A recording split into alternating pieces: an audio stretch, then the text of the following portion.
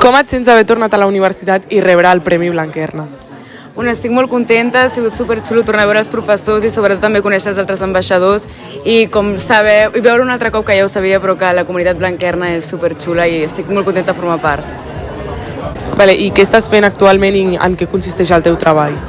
Vale, ara faig d'advisor to the management, o sigui, treballo molt amb la CEO de la meva organització i el que nosaltres fem és representem els bancs cooperatius de tota Europa, que són més de 2.500 bancs, i el que fem és parlar amb la Comissió Europea, el Parlament Europeu i el Consell Europeu i altres entitats perquè les lleis tinguin en compte el que necessiten els bancs cooperatius.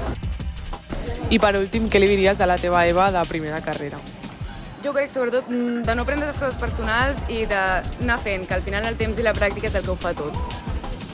Moltes gràcies. Gràcies.